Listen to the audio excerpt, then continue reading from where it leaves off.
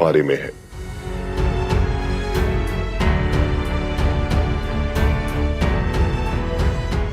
656 ہجری بمطابق 1258 عیسوی میں ترک سردار ارطغرل غازی کے ہاں ایک بیٹا پیدا ہوا جس کا نام عثمان رکھا گیا۔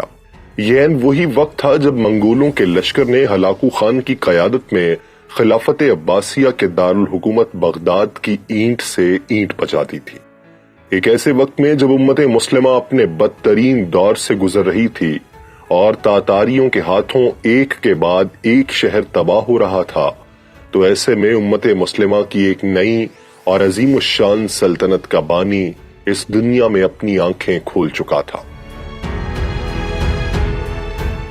عثمان غازی جب لڑکپن میں تھے تو اس وقت ایک مشہور ترک عالم اور پر اثر صوفی شیخ ادابالی ہوا کرتے تھے۔ شیخ ادابالی عثمان غازی کے والد ارطغرل کے پرانے دوست بھی تھے۔ ادابالی اکثر و بیشتر ارطغرل غازی کے ساتھ بات کرتے۔ عثمان کی دینی تربیت میں شیخ ادابالی کا بھی ہاتھ تھا۔ اس کے علاوہ عثمان غازی کئی بار شیخ کے مہمان بنے۔ ایک مرتبہ عثمان غازی نے شیخ کی بیٹی کو دیکھا اور دیکھتے ہی ان کو اپنے لیے منتخب کر لیا اور شیخ کو شادی کا پیغام بھیجا، لیکن شیخ ادابالی چونکہ درویشانہ زندگی کو پسند فرماتے تھے تو انہوں نے عثمان غازی سے اپنی بیٹی کی شادی سے انکار کر دیا۔ ایک رات عثمان غازی شیخ ادابالی کی درگاہ پر سوئے ہوئے تھے تو انہوں نے ایک خواب دیکھا۔ انہوں نے دیکھا کہ ایک ہلال چاند شیخ ادابالی کے سینے سے نکلا اور رفتہ رفتہ وہ بدر کا چاند بنا اور عثمان غازی کے سینے میں پیوست ہو گیا۔ پھر عثمان غازی کے پہلو سے ایک درخت نمودار ہوا جو بڑھتا ہی چلا گیا، یہاں تک کہ اس کی شاخیں آدھی زمین پر پھیل گئیں۔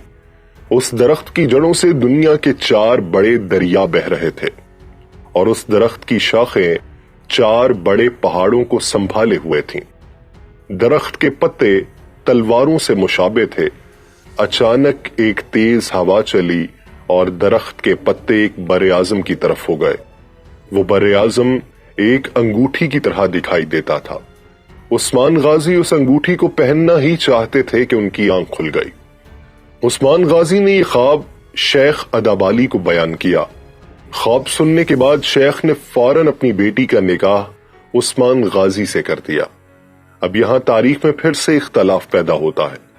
کچھ کے مطابق شیخ ادابالی کی بیٹی مال خاتون ہی تھیں اور انہی کے بطن سے اورحان غازی کی پیدائش ہوئی۔ کچھ کے مطابق وہ عثمان غازی کی دوسری بیوی رابعہ بالا خاتون تھیں، جن سے ان کا دوسرا بیٹا علاؤالدین پیدا ہوا اور مال خاتون کے والد عمر بے ہیں۔ بہرحال اس خواب سے سبھی متفق ہیں۔ یہ خواب عثمان ڈریم کے نام سے جانا جاتا ہے، جو خدا کی طرف سے سلطنت عثمانیہ کا خدائی اشارہ تھا۔ عثمان غازی کے اس خواب کو بہت اچھا سمجھا گیا اور بعد کے لوگوں نے اس کی تعبیر یہ بتائی کہ 4 دریا، دریائے دجلہ، دریائے فرات، دریائے نیل اور دریائے ڈینیوب تھے اور 4 پہاڑ کوہ طور، کوہ بلکان، کوہ کاف اور کوہ اطلس تھے۔ بعد میں عثمان غازی کی اولاد کے زمانے میں چونکہ سلطنت ان دریاؤں اور پہاڑوں تک پھیل گئی تھی، اس لیے یہ خواب دراصل سلطنت عثمانیہ کی وسعت سے متعلق ایک پیشین گوئی تھی۔ شہر سے مطلب قسطنطنیہ کا شہر، جسے عثمان غازی تو فتح نہ کر سکے، لیکن بعد ازاں ان کی اولاد نے یہ شہر فتح کیا۔ ارطغرل غازی کے ولی عہد عثمان غازی اول اپنے والد ارطغرل غازی کی وفات کے بعد 27 ستمبر 1299 کو اپنی ریاست کے حکمران بن گئے۔ روم کے دارالحکومت کونیا پر منگولوں کے قبضے اور سلجوقی سلطنت کے خاتمے کے بعد عثمان غازی کی جاگیر خود مختار ہو گئی، جو بعد میں سلطنت عثمانیہ کہلائی۔ عثمان غازی کی جاگیر کی سرحد قسطنطنیہ کی بازنطینی سلطنت سے ملی ہوئی تھی۔ یہ وہی بازنطینی حکومت تھی جو عربوں کے زمانے میں رومی سلطنت کے نام سے مشہور تھے، جسے آپ ارسلان اور ملک شاہ کے زمانے میں سلجوقیوں نے باج گزار کروا لیا۔ اب یہ بازنطینی سلطنت بہت کمزور اور چھوٹی ہو گئی تھی، لیکن پھر بھی عثمان غازی کی جاگیر کے مقابلے میں بہت بڑی اور طاقتور تھی۔ بازنطینی کلادار عثمان غازی کی جاگیر پر حملہ کرتے رہتے تھے، جس کی وجہ سے عثمان غازی اور بازنطینی حکومتوں میں لڑائی شروع ہو گئی۔ عثمان غازی نے ان لڑائیوں میں بڑی بہادری اور قابلیت کا ثبوت دیا اور بہت سے علاقے فتح کر لیے، جن میں بروسا کا مشہور شہر بھی شامل تھا۔ عثمان غازی نے کراجہ حصار قلعے کا محاصرہ کیا اور جلد ہی اس بازنطینی قلعے کو فتح کر لیا۔ اسے فتح کرنے کے بعد عثمان غازی نے بازنطینیوں کو اچھی خاصی تنبیہ کر دی کہ ان کا مقابلہ آسان حریف سے نہیں ہے۔ سلجوقی سلطان اس فتح سے بہت خوش ہوا اور اس نے عثمان غازی کو کراجہ حصار اور اس کے ارد گرد کا تمام علاقہ جو عثمان غازی رحمت اللہ علیہ نے بزور شمشیر حاصل کیا تھا وہ ان کی جاگیر میں دے دیا اور اسے نیزبق کا خطاب دیا۔ عثمان غازی کو اس علاقے میں اپنا سکہ جاری کرنے کی اجازت دے دی۔ بادشاہی کے تمام لوازمات عثمان غازی کو میسر آ گئے۔ 1300 میں ایشیائی کوچک میں تاتاریوں کے حملے سے سلجوقی سلطنت کا خاتمہ ہو گیا اور عثمان غازی بالکل آزاد اور خود مختار ہو گئے۔ آئندہ اس کے بعد عثمان غازی رحمت اللہ علیہ نے تمام فتوحات ایک خود مختار حکمران کی طرح کی۔ سلطان عثمان غازی کا مقصد صرف دیگر ریاستوں کو فتح کرنا نہیں تھا، بلکہ کافی عرصہ وہ شہروں کے انتظامی معاملات میں مصروف رہے، حکومت کے مختلف شعبے قائم کیے، عوام کی فلاح و بہبود کے لیے بہت کام کیا۔ کچھ ترک سردار جنہوں نے اس خاموشی کو عثمان غازی کی کمزوری سمجھا، وہ عثمان غازی کی بڑھتی ہوئی طاقت سے خائف تھے۔ انہوں نے عثمان غازی کے مفتوحہ علاقوں پر حملے کرنا شروع کر دیے، لیکن عثمان غازی نے تمام سرداروں کی غلط فہمیاں دور کر دیں۔ 1300 میں یعنی شہر جو کہ برسا کا ایک ضلع تھا اسے فتح کر کے اپنی اس نوزائیدہ سلطنت کا دارالحکومت بنایا۔ 1301 میں سلطان عثمان غازی نے بازنطینی شہنشاہ کی بڑی فوج کو کرج حصار کے مقام پر عبرتناک شکست دی۔ 6 سال کے اندر اندر عثمان غازی بازنطینی قلعوں کو فتح کرتے ہوئے بحر اسود تک پہنچ گئے۔ برسا، نیکیا اور نائکو میڈیا کے ارد گرد کے تمام علاقے فتح ہو گئے۔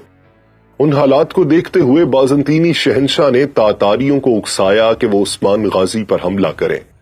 تاتاریوں نے عثمان غازی کے مفتوحہ علاقوں پر حملہ کیا۔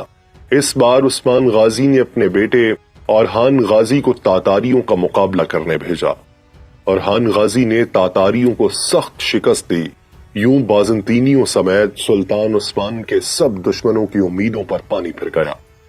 سلطان عثمان میں وہ سب اوصاف پائے جاتے تھے جو ایک بانی کے لیے ضروری ہے۔ آپ کی ہمت اور بہادری غیر معمولی تھی۔ جنگ میں خود اس طرح جذبے سے لڑتے تھے کہ سپاہیوں میں نئی روح پھونک دیتے۔ آپ کا عدل و انصاف بہت مشہور ہے۔ انصاف میں سبھی برابر تھے۔ آپ نے اپنی ذاتی دولت بھی کبھی جمع نہیں کی، اپنے حصے کا مال غنیمت بھی بانٹ دیتے تھے۔ آپ کی وفات کے بعد آپ کے مکان میں سے کوئی سونا، رقم وغیرہ نہیں ملی، صرف ایک کفتان، ایک نمک دان، ایک سوتی امامہ، لکڑی کا چمچ اور چند عربی گھوڑے ملے۔ البتہ ان کی ایک تلوار جو کہ شیخ ادابالی نے ہی دی تھی وہ آج بھی موجود ہے۔ سلطان عثمان کی یہ تلوار ان کے بعد آنے والے ہر سلطان کو دی جاتی تھی اور اس تقریب میں دعا کی جاتی تھی کہ اللہ آپ میں بھی عثمان غازی جیسی خوبیاں پیدا کرے۔ سلطان عثمان نے اپنے چچا دندار بے کو خود تیر مار کر ہلاک کیا۔ یہ سلطنت عثمانیہ میں اپنے ہی خاندان کا پہلا قتل تھا۔ دندار بے کو اس لیے مارا گیا کیونکہ وہ بازنطینی امراء سے اتحاد کر رہا تھا۔ اس کے علاوہ وہ فوج کے حوصلے بھی پست کر رہا تھا۔ سلطان عثمان کے اجلاس میں وہ دشمن کو طاقتور کہہ کر جنگ نہ کرنے کا مشورہ دیتا تھا۔ ہمیں آج کے لحاظ سے یہ قتل بہت معیوب نظر آئے گا، لیکن اس دور کے لحاظ سے یہ معمولی واقعہ تھا۔ سلطان عثمان نے اپنے ابتدائی دور میں ایک مسجد بھی بنوائی جو سلطنت عثمانیہ کی پہلی مسجد ہے۔ عثمان غازی کے بعد ان کی اولاد میں بڑے بڑے بادشاہ ہوئے جنہوں نے اس کے خواب کو سچا ثابت کر دیا۔ تاریخ اسلام میں کسی خاندان کی حکومت اتنے عرصے نہیں رہی جتنے عرصے تک آل عثمان کی حکومت رہی، اور نہ کسی خاندان میں آل عثمان کے برابر قابل حکمران پیدا ہوئے۔ 1317 میں سلطان عثمان غازی نے ایک نہایت اہم شہر برسا کا محاصرہ کیا۔ یہ محاصرہ طول پکڑ گیا اور تقریباً 10 سال جاری رہا۔ سلطان عثمان غازی کی وفات کے متعلق مختلف روایات ہیں۔ کہا جاتا ہے کہ 1323 یا 1324 میں سلطان عثمان غازی کی وفات ہوئی، لیکن کچھ روایات کے مطابق برسا کی فتح کے وقت وہ بستر مرگ پر تھے اور برسا فتح ہونے کے بعد 21 اگست 1326 کو سوغوت کے مقام پر حضرت عثمان غازی کی وفات ہوئی اور انہیں برسا شہر میں دفن کیا گیا۔ مرنے سے پہلے انہوں نے اپنے بیٹے اورحان کو طویل نصیحت کی اور لوگوں میں عدل و انصاف کی تلقین کی۔ عثمان غازی کے بعد سلطنت عثمانیہ کا وارث کون بنا اور اس نے اس ریاست کے لیے کیا کارنامے انجام دیے، یہ سب ہم آپ کو بتائیں گے اس سیریز کی اگلی ویڈیو میں۔